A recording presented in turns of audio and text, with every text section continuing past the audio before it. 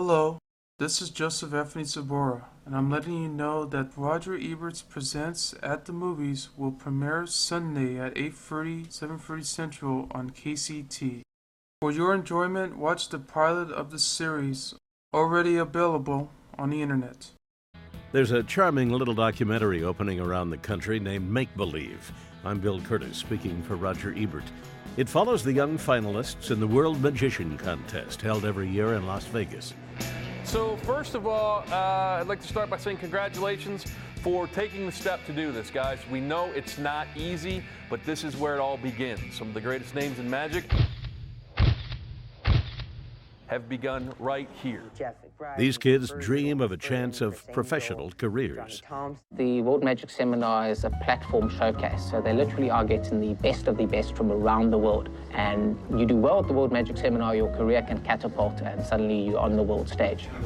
And if you weren't competing against the best, then you wouldn't be able to stand there and say, I am the best in the world. Two of the popular contestants are from South Africa. I'm going to bring out all what I have for Vegas. And I want to work hard for the good results today. I'm ready. The film watches them practice over and over and over. Hiroki Hara, who lives in Kitayama, Japan, uses the village hall and rehearses relentlessly all day, every day, mentioning that he grows lonely there all by himself.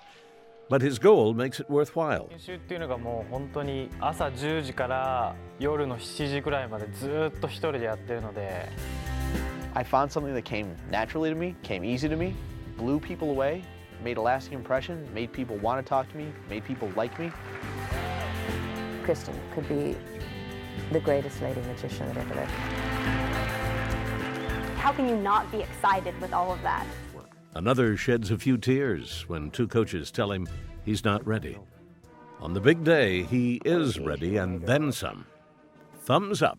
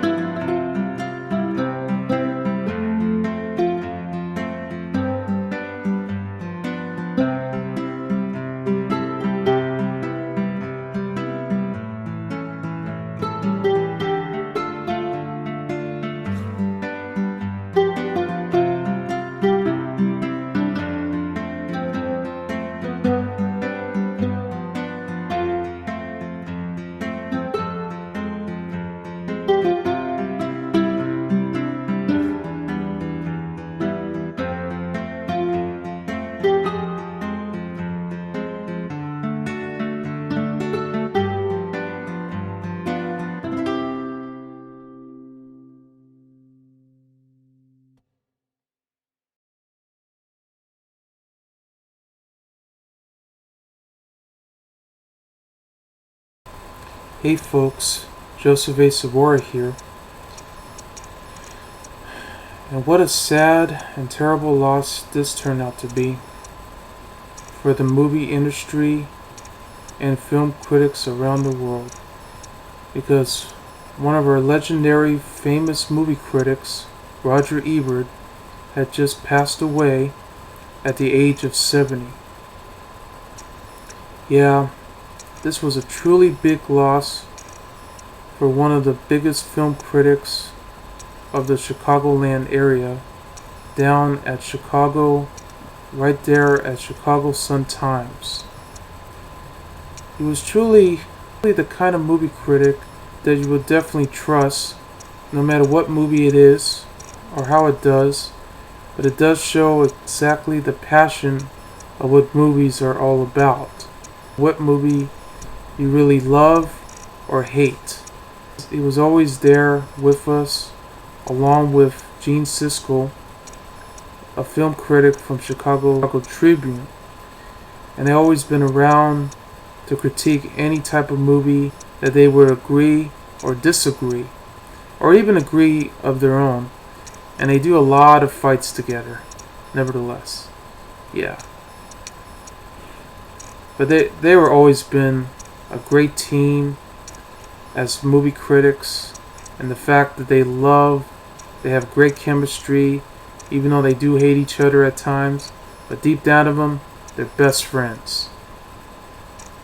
I'll tell you this though, I used to watch this show sometimes during the day whenever they come on, especially if it's a good movie that I really love, or if it had to be a bad movie that I really don't enjoy. I always listen to them just to see. They're always there to talk about their thoughts, their opinions, and anything they know in the industry. No matter what, they were always there. They've been around for generations, ever since they started out as film critics from the local newspapers. I know Roger Ebert started out as a screenplay writer for these Russ Meyer films, and I also know that he was also a true film critic, to discuss almost every movie out there that he really knows about. He also loves to do a lot of commentaries on all these classic films that we often see, such as Casablanca, Citizen Kane, which happens to be his favorite of all, and so on. I always do enjoy his criticism a lot when it comes to movies. Even if I do disagree or agree, I really do trust him, along with Gene Siskel as well. In fact, in my opinion, they were a great team, and I loved them. But after Gene Siskel passed away, things seems to go really rough for Roger Ebert, because he was struggling sometime to find another co-host to take over after his passing, because he wanted the show to go on as the years follow, just by reviewing more current movies with guest hosts that ranges from various movie critics to TV reporters from other stations and networks.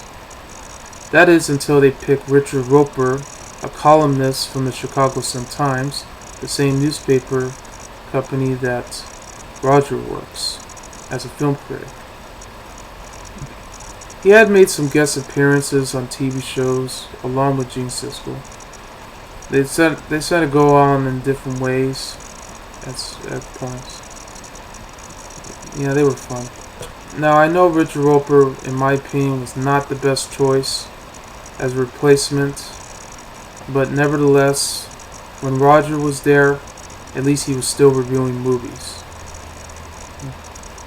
That is until he was diagnosed with forward cancer, and he's been suffering ever since, until by having trouble speaking, which really affected his jaw really bad, that he decided that the only way he can communicate was a laptop computer and a voice command software, which he can actually communicate just by typing.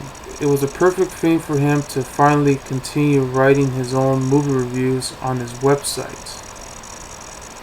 And so far, he's been doing them all the way up until the final moments, which is really sad. No matter what movies that he's reviewing as of today, he'll always be with us no matter what. In fact, he's probably reviewing and typing all of these new movies, no matter which one, up in the sky. Yes, sir. I bet he's giving 2 thumbs up or down, way up high. Anyway, rest in peace, my friend. I hated this movie. Hated this movie. Hated it. Hated every simpering, stupid, vacant, audience-insulting moment of it.